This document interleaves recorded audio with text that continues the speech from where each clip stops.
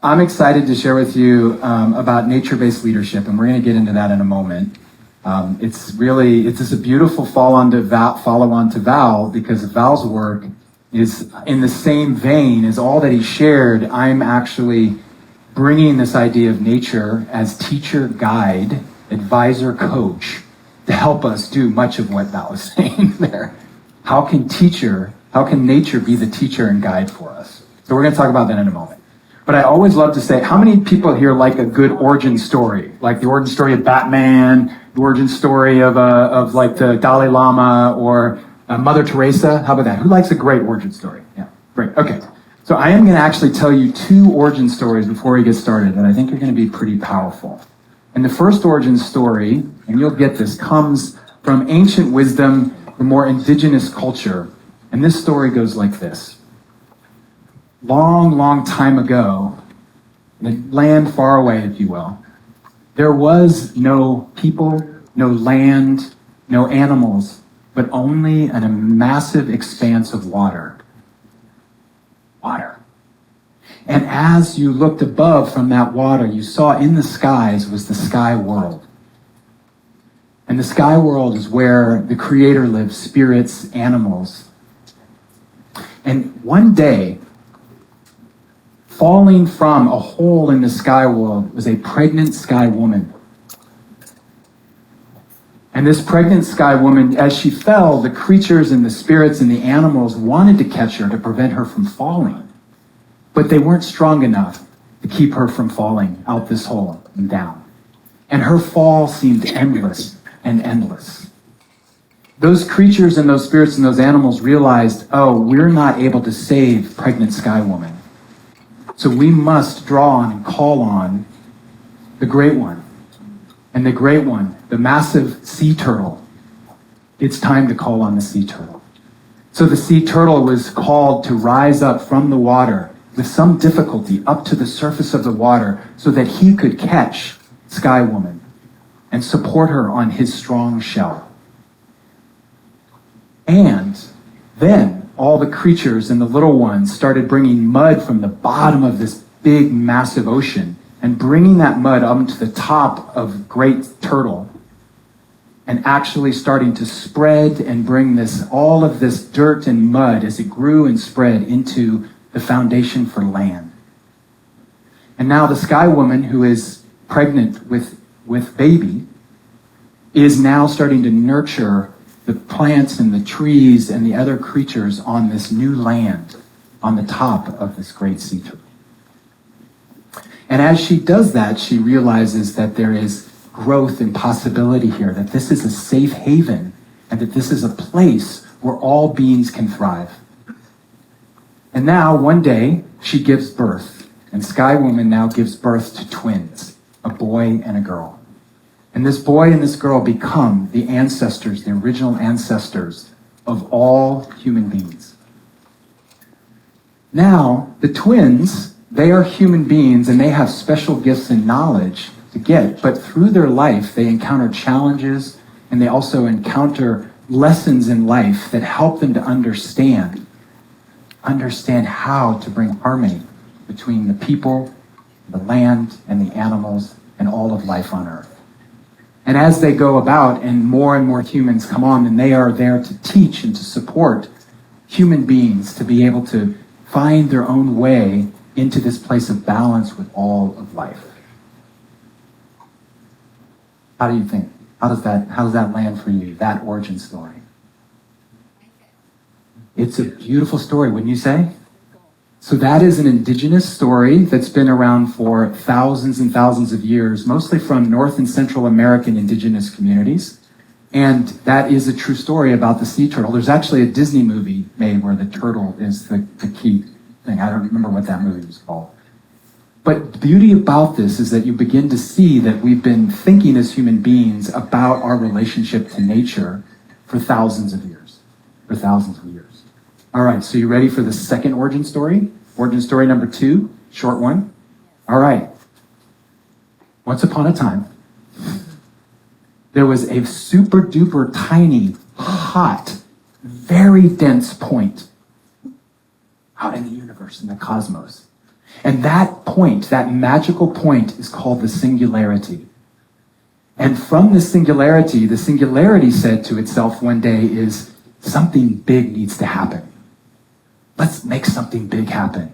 And then all of a sudden, boom!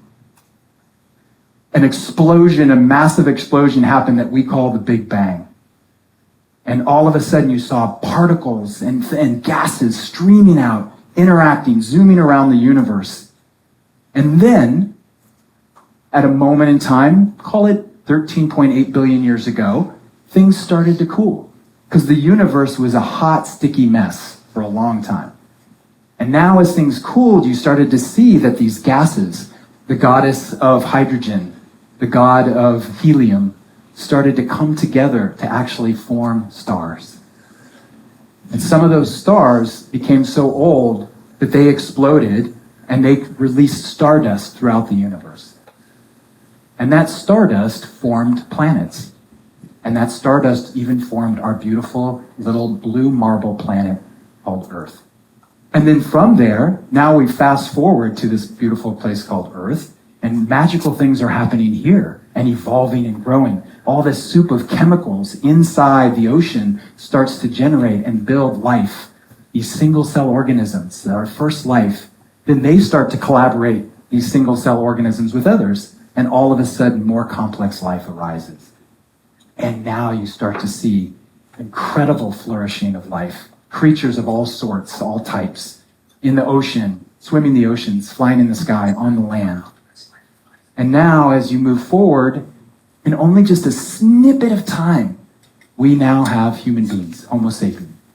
And so we have now, with our big brains, are starting to learn, how do we unravel the mysteries of the universe? What is our role to play here? Are we part of the whole Big Bang itself? Or are we not? So we explore and we investigate the farthest reaches of the universe. And now we have the capacity to create cities and to build telescopes and to create starships and spaceships to take us out into the world. That is the second origin story. So which is which? What's the second origin story? What is that story? Second. Big Bang. The Big Bang Theory. That's the story of science. How many of you want to actually feel that in our growing up in our lives that we've made science somehow separate or different or apart from the origin story of the indigenous wisdom? Like, that's just myth. It's just like these crazy stories, right? And then science becomes the new God, right? But the beauty of it is, which I love, is they're both beautifully correct. There's no tension between the indigenous story and the story of science, where so much of our human culture is now feeling pulled between those poles. I want to draw in the indigenous wisdom. I want to pull in the wise ones, and I kind of have to reject science. Or, no, look, it's all about science. Come on, science here, and those are all just myths and stories. Now we begin to see that it's all the same stuff. And even our science, even our quantum theory and quantum thinking, and the next steps from that are realizing that what these two stories show you is that we're all the same stuff. We're all the same stuff. Whether we born from the back of a sea turtle, that we're all part of that. All the part of the pregnant sky woman coming down and then birthing us into the world. Or we evolutionarily come from the Big Bang and we go through all these steps. There's no difference, really.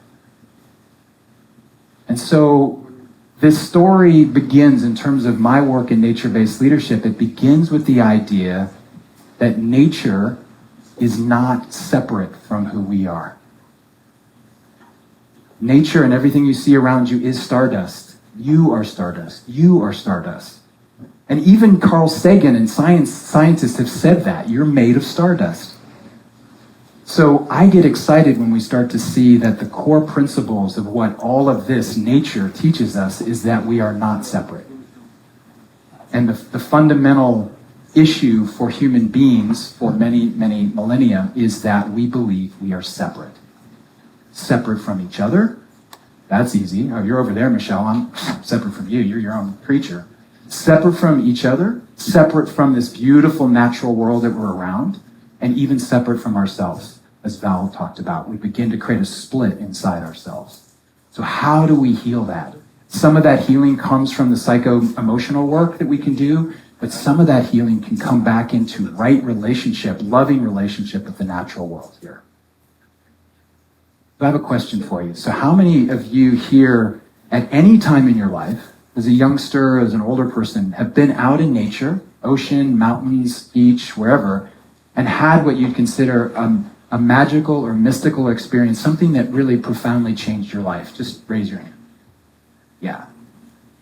Thank you. In my experience, most people can actually find a place in time where they're out in nature, and that has informed them. It's brought them insights and possibility or healing. So what's amazing about that is that's still there for us, but something's happened in the meantime. and this is what's happened is, sorry, I don't want to.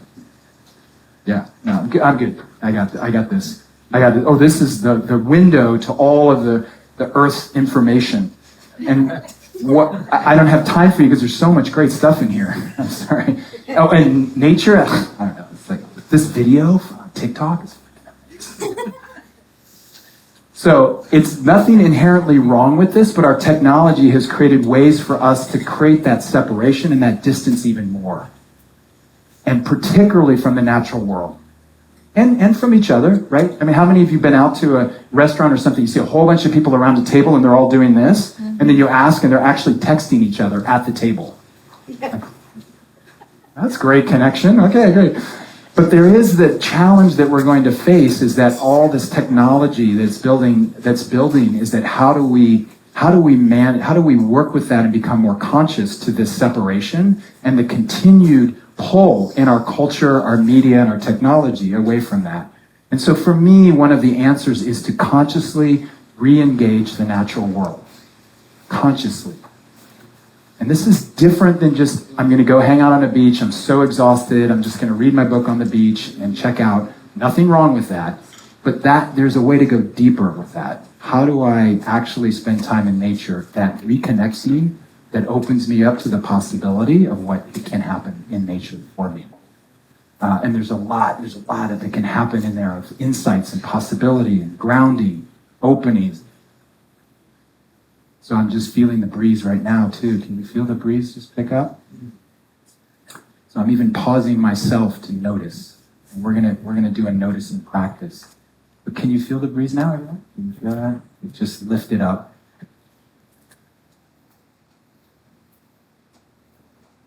It's a beautiful pause in that moment. I've been speaking a lot. Just shout out one thing about nature that moves you, or like what you love about nature, of spending time in nature. Just shout it out. Peace. What else? Awe. Sounds. Safety. Stillness. Abundance. Beauty. Home. Part of something bigger. Beautiful. All of what you shared is magnificent. So much beauty, so much positivity, so much peace, stillness, openness, abundance. But do we ever really stop ourselves to think about, I know all that, but actually can I invite that in more fully? So that's what we're going to talk about. Before we do a practice, I'm going to share with you another story, a short story about my own life that leads to what I'm going to share with you around a nature-based leadership process or framework. This is a full-on follow-on from Val. This is in 2017, and I'm an entrepreneur. I have my business in the e-learning space and help people create online courses and launch them. My flagship training program, Launch Academy, I was building this out, and I was stressed out in 2017, building the team, working long hours, just feeling like I wasn't getting where I wanted to go. My goals weren't sort of being met at that time. And I really recognized in that moment that something needed to shift in my life. And many of you may have come to those moments. There's a juncture. This can't keep going this way. Something has to change. And so I decided to do an outdoor adventure experience called the Soulcraft Intensive with one of my mentors, Bill Plotkin, the founder of the Animas Valley Institute. And he does these pan-cultural vision fasts or vision quests. And he had a shorter one, the Soulcraft Intensive, was 5 days, and the longer one's 13 days. So I joined that program. I flew up to Salt Spring Island, British Columbia, off the coast of Vancouver Island, and immersed ourselves in this every day was spending tons of time in nature, connecting with each other briefly, and then back out in nature. And then on the last day, the second to last day, I stayed up all night on the land, just kind of dozing and then walking the land. And I came up, as the sun was rising, I came up to the top of a hill, and at the top of this hill was a massive pine tree where its roots exposed that were all burnt. And I was amazed. It seemed like a fire had come through there and the tree was still very healthy. And I remember then just being curious and in a sense of wonder, like, what's happening here? What's happened here? And so I went up to the tree and I sat down at the base of the tree, very open after 5 days of just being out in the land. And I just remember asking, what happened? And not wanting or needing any kind of response. And lo and behold, I got a response. That I literally heard a voice that was not my own come through me and saying, well, thank you for asking, little one. So I called her dear one. And the energy was feminine, but it's kind of gender neutral. I mean, it was this feminine energy for this tree, but I called her dear one. She called me little one. And the conversation began. It began inside of me. You know what? I will say that I don't even know if it was a part of my imagination dialed into a different source, that tree. I don't know and I don't care. It was so real and visceral for me to have this experience with this tree. And so we had a conversation. The tree said a fire went through here. I'm fine. It was sad. We lost some of our brothers and sisters. And then more of the conversation in the last question, like, look, if you're going to be talking to God or a tree or something, you want to ask the magical question, right? So the magical question is, what wisdom do you have for me? Right? That's the magical question. You can bring that out anywhere, any time in nature, and just ask that of a boulder, a creek, a tree. What wisdom do you have for me, breeze? The breeze right now is telling me to the ground around my feet. And I asked the question, what wisdom do you have for me? And she said to me, dear one, said, teach them to love the earth again. Makes me cry every time. That I had lost my way of connection to all of this in life. That I had lost my connection to the beauty of Mother Nature, to the grounding, the teaching of it. And that it was teach myself. But later, as I unpacked, the them was leaders, people that are out there doing good work in the world and building companies and growing things that I wanted to impact leaders. And so that led me on a whole new journey from 2017. I finished my master's last year, nature-based leadership. I've created these programs. And what I'm so excited about is that when I'm out, and Michelle knows this because I just spent time with her group of men 3 days ago, is that as I take leaders out into nature and do some experience with them, there is a light that goes off. There is a shedding that happens. There is an opening. And then magic begins to happen. And that I don't have to do anything other than literally this. Go. Go out there, hang with that tree, go over there, do your thing, and then we'll talk about it. And then magic will happen. And so what I was able to do in my master's was create what I call a leadership development framework that's nature-based. And I'll quickly go through this and then we're going to get into a practice with it. So the model that I use, or the framework, or the design, one of my mentors said, it's more like a design. Of course, like nature is a design. Living systems is a design. So the 4 key areas, I created a 4 kind of quadrant framework of what I call core capacities for leading and living in our lives. And I want to say something right here. When I talk about leadership now, I'm talking about leading in your own life. I'm talking then about leading in your relationship and in your community, family, and then leading in organizations. So I am no longer saying that here is you over here, and then here's you as a leader in an organization, and there's somehow a split. Leadership development, as many of you know and Val knows, is now collapsing into one thing, which is I work on me. Personal development and leadership development is the same thing now. So, how am I leading in my life? How am I leading in my family and community? And how am I leading in organizations? All of that's at play. So these 4 capacities that, as I did all my research and I read hundreds of books, and from my own experience as a leadership coach and as an executive coach, I actually came up with, I felt were super simple capacities that are critical for developing self and developing leadership. And those 4 are, the first is what I call sensing. So the capacity is sensing. I give that a kind of a colloquial term of that's looking out into the space. So right now, if I'm activating my sensing, I'm actually seeing if I can feel into what's the energy in the space. Where is this group of people at? There's a moment where I'll even expand my sensing, and when the breeze came in, as I notice, is there something that I need to hear on the breeze coming in? So I use all of my senses. I use my eyes, I can use my ears, I can smell, but also my intuition and the sense of feeling into the presence. So that's this idea of looking outside of self. What's in the field? And in the business context, that's being in a meeting or a boardroom, and you're noticing what is the energy in the room, what's happening. If you're closed down to that, there might be a whole group of people who are freaking angry, and you're closed off to that. Like, hey, everybody, you all look great, you look happy, what's going on? You know, if I'm closed to that and I'm not sensing that, I'm not aware of the space. So that's sensing. Number 2, below the line. So if you think about the 4 quadrants, so we have sensing, and then below the line, and the line I kind of call sort of above and below in terms of like an outer perspective and an inner perspective, and below the line is feeling. And feeling is in there, all the terrain you know about emotional intelligence and around self-regulation and understanding what's going on. Val did that beautifully, of that if I'm working in a leadership context, my feeling capacity is I need to drop inside and see what's going on. I have to have the capacity to do that. If I'm angry, that's going to leak out. If I'm not conscious of how I'm working with that, that's going to create an impact. Or if I'm sad or depressed or frustrated, whatever that may be, I need to understand that terrain as a leader, in any context as a leader. So I'm feeling. And I call that the looking in. So looking out and then looking in, the feeling capacity. And then over on the next top, which is above the line again, is choosing.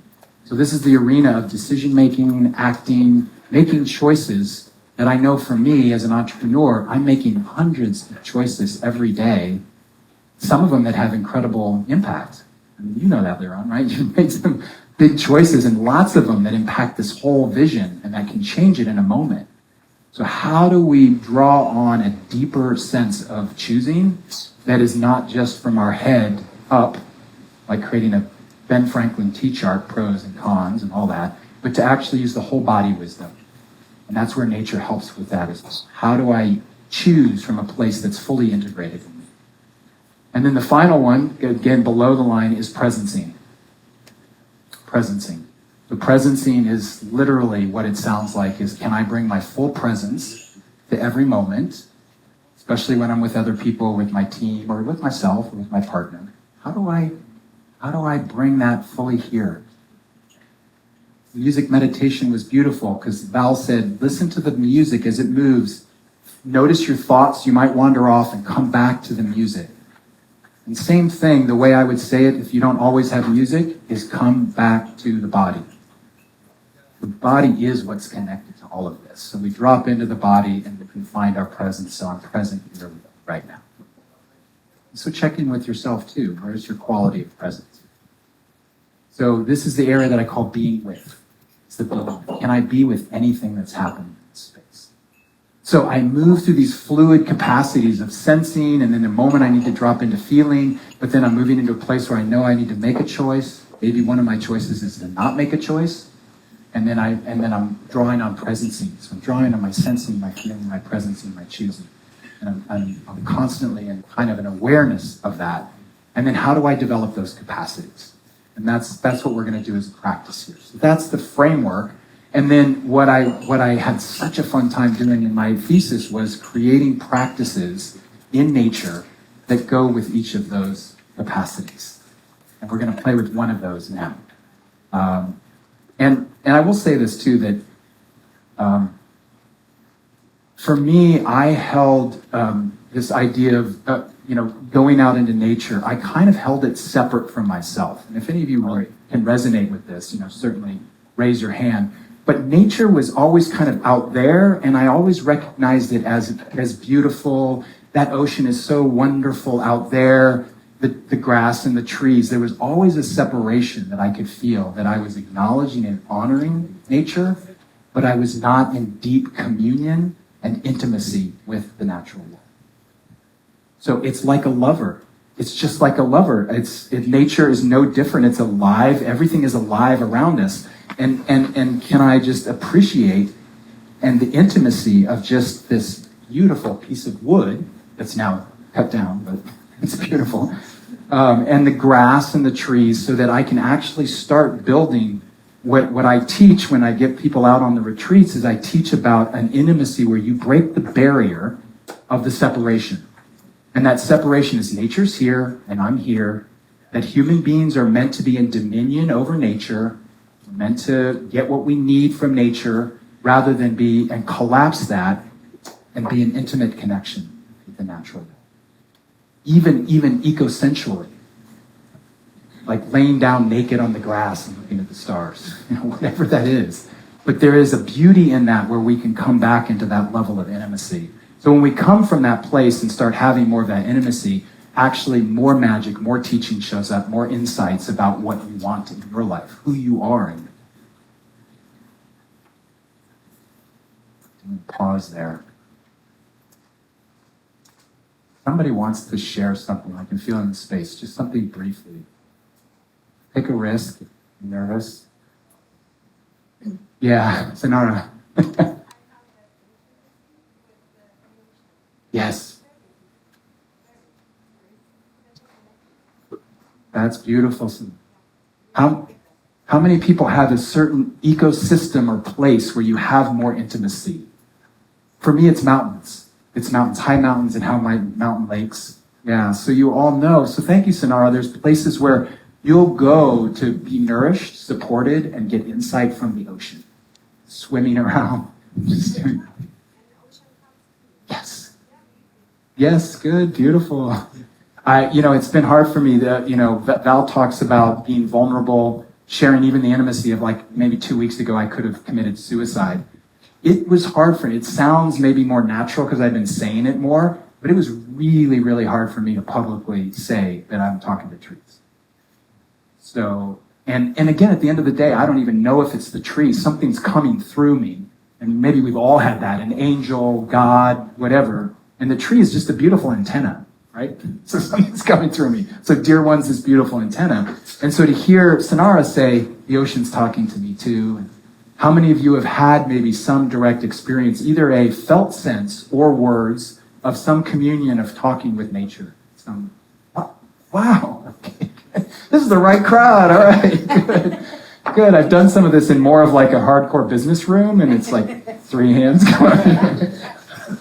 I'm looking in the back, and guys got a half hand, and then I'm like, yes, you! He's like, so you guys got it, you got it. So what's changing in our dialogue, like being more vulnerable about what's happening in our life, what's changing is our willingness to have these mystical experiences and share them. Like, wow, the ocean is speaking to me, and to own that versus to push that away. That's the pushing away of intimacy, is that there is something that is speaking to me in some form or fashion. It doesn't have to be words, but I'm moving away from it because I don't believe that's real or true. Science doesn't say that. Science doesn't talk about talking to trees. So that's bringing this idea of indigenous learning and wisdom together with science to create a new way of moving forward in the world. So the practice we're going to do is, it's going to be one of the sensing practices. Actually, it's kind of a combination of sensing and presencing. That's why I want to do this one. And it's actually called, I didn't make up this term. It's in the literature. It's called the sit spot. Is anybody familiar with a sit spot? Doing a sit spot? Yay. Yep, forest bathing, you got it. So SIT, like sitting, a sit spot. And we're actually going to do it differently. We're going to do it as a stand spot. And it is a little hot out there, so I'm not going to keep it out there too long. But the idea of a sit spot in nature is at any time, this can be in Central Park, in a local park, or in your neighborhood, or out in deep nature, or here, out in the lawn here, which we're going to do, is that you can consciously drop into a place where you're opening your full spectrum of senses, what I was telling you about earlier. And you're doing it quietly, and you're doing it as an open-eyed meditation, right?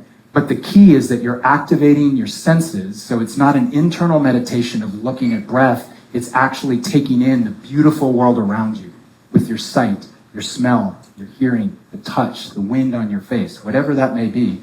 And that what'll happen, I think, is that you'll find yourself more and more present and more grounded in yourself as you are attuned to what all this natural beauty around you is bringing. The more than, what we call the more than human world. Again, nature not separate from you. You are part of it, so it is literally just interacting with you as if you were to put a shirt on or with a lover. You know, it's all part of the same thing. So in a moment, I'm going to probably have you do it for like 5 minutes. I thought there was some shade over there. There's a little bit of shade in the corner and there's a little bit of shade down there. Not going to keep you out there too long, but in a moment, don't do it now. We're going to have you get up and have you go out. Find some place there where you can look out. Just look at that beautiful scenery there. Then we're going to do it as a stand. Instead of a sit spot, it'll be a stand spot. So it'll be like a standing, open-eyed meditation. And just find your breath. You know how to do that. Simply find your breath and allow all your senses to be activated. So notice if you're focusing mostly on your eyes, bring on your hearing. If you're not attuned to the touch, then see about if the wind on your face, or maybe you even just touch your own body, but just bring all those senses alive and stay attuned to what's happening. So know that. That's where some of the feeling might come up. Talked about that. It might also be a place where some insight or something just magical comes up for you. You don't want to go into thought or follow that. You just want to let whatever arises and notice that. Just notice and let it go. And so this is where you begin to really activate your sensing capability, that sensing capacity. So let's do this for about 5 minutes. I'm going to bring you back, and then we're going to have a final sharing circle of what you experienced and then anything else that you're at. So everybody stand up, rise up, go out and find a spot and facing the ocean. And my invitation is there's no talking in this. It's just you with yourself. And I will bring you back when the time is up. Sensing practice, sensing and presencing.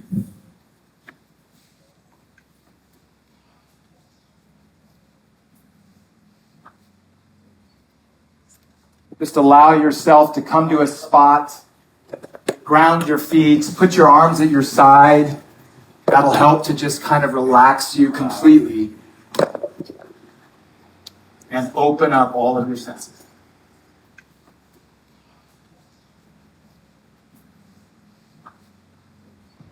Okay, so give your thanks and gratitude for this moment and this beautiful nature that you see around you. And when you're ready, come on back to your seats. So, we get to wrap up with some sharing. So the prompt is just, what did you notice?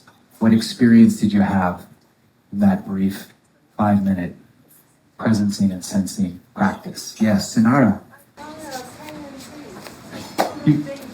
A pregnant tree full of babies. You. Thank you. And I'm sure how many things we're not noticing. That's right. But you can check. Yeah. Beautiful. So for you, it's dropped you into more noticing and slowing down to see that, to experience that. It's beautiful. Yeah, who else? Yeah. So it was interesting because when the motorcycle was coming through, I found myself being a little agitated, like, how dare you disturb my peace? Only to realize that I was completely wrapped up in a thought pattern. Yes.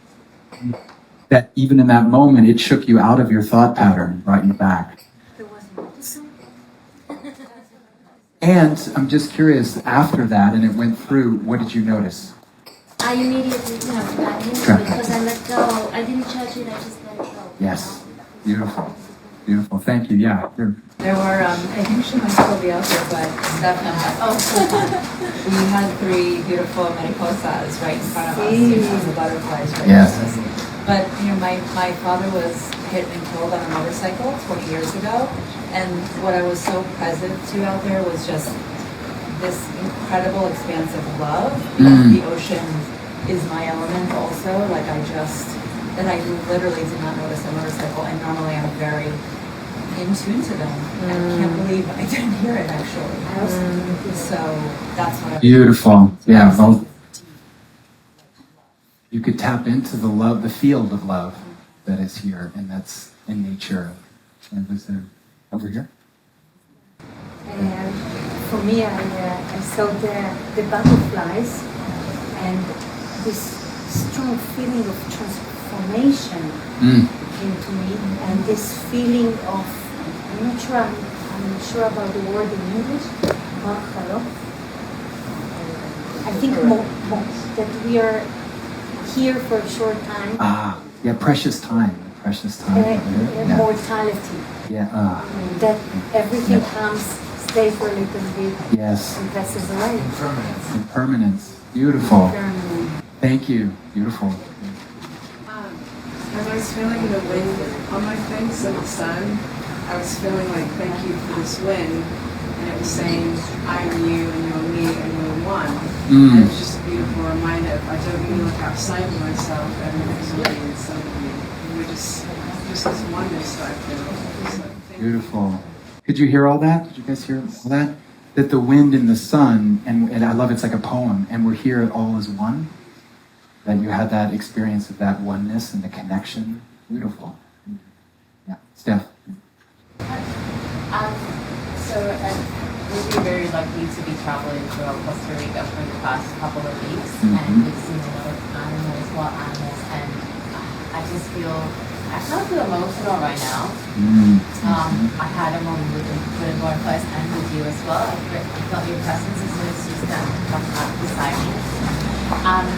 And this trip, we've seen so many animals, and I feel connection with animals, and in one instant we were at this beautiful B&B, and it was a horse, and I love horses. And I named her Peppa. I was like, how did you know that was her name? And I said, she told me. It just came to me. Yes. And I think in this trip I've been finding myself a little bit more through nature. And there's moments when I try to force it, and it's like, where's it starting to tell me? Oh, I feel a connection to the ocean so deeply soul, but when I'm there, I'm trying to be so forcing it a little bit. Yes. I think what I'm learning is just let it flow. That's let it it. be, just like the moment with Peppa. Peppa. Peppa told me. That's beautiful. Such a beautiful connection, not only with animals, but the rawness of nature. And then what I love is that from the contraction, you can just simply rest and open and be held in the space, and then see what happens. Yeah. Okay. Yeah, it was beautiful. I was sun gazing for a little bit, about 3 minutes, and I saw a rainbow around the sun. Cool. And it's interesting because when I first came here last Sunday, I saw the biggest sun in the second Sunday I've ever seen. And it's interesting, if you actually sun gaze, it's like, before I would look at the sun and squinch my eyes and not connect with it. And now I can fully just gaze at it. Wow. With the glasses on, though, right? I can gaze without it Wow. as well. Wow. So usually sunrise or sunsets is when I like to sun gaze the most. Yeah. And I felt connected to everyone's presence and their energy. Yeah. It was beautiful, like we were all lined up Yeah. on that row. Yeah. And there was some collective, just beautiful serenity, energy of surrendering to that present moment. That was very peaceful. Yeah, beautiful. And I love that, just to point out again, you've all said it in some way, but this idea that one of the core principles that this living system of the planet teaches us, nature teaches us, is interconnectedness. Interdependence and interconnectedness, that we're all connected. We've had that moment, visceral, and many of you have probably had that at some point too, but we need to keep reminding ourselves of this interconnectedness and how nature is generous, interconnected, with constantly creating feedback loops. And the beauty of it is those feedback loops are for us too. And one thing that came up was like, we are nature's greatest miracle. That also came up. Oh yeah, so thank you for bringing that. That's awesome. Yeah, we are nature's greatest miracle, and if we can be in nature and embrace that, I think we merge into understanding that we are nature as well. Yeah, and then my hope, TK, was that, and for all of you, this link over to leadership is, I'm hoping that that level of inner knowing and that sense of understanding actually changes decisions that leaders make, that organizations make. So different decisions for our planet that come forward. And I realize that you can't force those decisions. Those decisions have to come from the insight that all of you have shared. That's that insight and that clarity then says, no, this is the only, I'm committed to this. This is the clear place that I want to make the choice this way. And the old choice would have been that way for the $10 billion that are over there. Not that $10 billion is wrong at all, but I might have been going for that. That's all I want versus, oh, what is my perspective that's much more including the interconnectedness of everything? Yeah. Wow. Thank you, everybody, for sharing. I felt similarly in awe, and like at a certain point, I dissolved with nature. So I really resonated with what you're talking about because, of course, when we're talking about mind-related performance, health, and managing that, we're so conditioned to just think about the mind. But really, it's when we connect to our bodies and when our bodies connect with the living organisms, and it all just, at the atomic level, Yes. it's just all the same. Right. So when you zoom in, it's all sound and light, right? So that's what I was feeling. I was feeling the complete interconnectedness of the atomic structure of the humans and the complete lack of boundary with the atomic structures of nature. And it just all merged into one. Beautiful. And it was Yeah. pure love. Beautiful. Yeah, this idea that the stuff that we're made of is energy and vibration.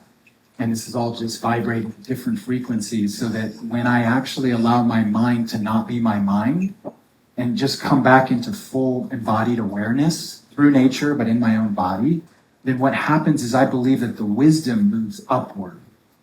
I don't know if you guys have that experience. If I slow myself down and I just check in, then something emerges that feels like it's moving from here up. That's not really what it's happening, but that's my felt experience in my body. Versus I can tell when I'm really pushing at it, like Steph said, when I'm trying to make it happen, I can feel it encased here, and it's here up, or it's even trying to come here, and it's just encased in my mind. And to me, that is not the healthiest, best place to choose and make decisions. That when I talk to leaders that are long-time meditators, they spend time in nature, they talk a lot about slowing themselves down, dropping in and trusting, easy for them to say, their gut instinct, their intuition, a different place that they come from to help make decisions. Some of it is from the mind. We have these awesome, powerful, beautiful minds. But most of the time, the mind moves into old belief patterns, old structures that don't serve us anymore, and we get into those loops in our mind. And that's just energy as well. That's just our belief structure as energy. It starts to push us in a direction that maybe is not what's needed. So we drop in, find ourselves, and see what bubbles up. Yeah. You say the body, only the body can be in the present. The mind and emotions can be in the past or the future. But the body is the only level that we have that can fully be in the present. I think you can quiet the mind enough for the mind to be in the present moment, which is fully aligned with the body. Yeah. Because the mind is part of the body. That's the whole practice. The body isn't just here down, but it is like slowing the mind down, quieting and quieting and quieting, so the mind, as part of the body, comes into full presence. Thank you. Anything you want to share, Michelle? Or you just came off an amazing retreat with men. Is there anything that's coming to you? Yeah, what was coming to me was a very similar feeling that I had in my retreat. As a facilitator and guide, I have a really good connection with sensing the collective field, and I feel that, I mean, just with your facial expressions and your current state, I notice a big shift from here to here. I'm noticing a lot of people just like taking longer breaths, closing their eyes, and that's the same shift that we had in our Metaman retreat with Chris. Just seeing the men relating to one another also in a more authentic and present way. And after your workshop, they were just like, oh, like kids, just, you know, again, turning back to also childlike essence as well. So Yes. I noticed that here too. Beautiful. Yeah. Thank you, Michelle. Sensing. Perfect example of Michelle taking the risk to name her sensing of the space. So a lot of times you can just keep that in your own mind, but that's what's so it's such a powerful tool when we're facilitating, we're with groups, we're leading in whatever setting. Can I stop myself and open enough to see what's in the space? And I do. I feel everybody's after that practice grounded. There's kind of more soft joy. All right. I think that is it. Thank you for your attention, your presence. That's beautiful. Thank you. Thank you.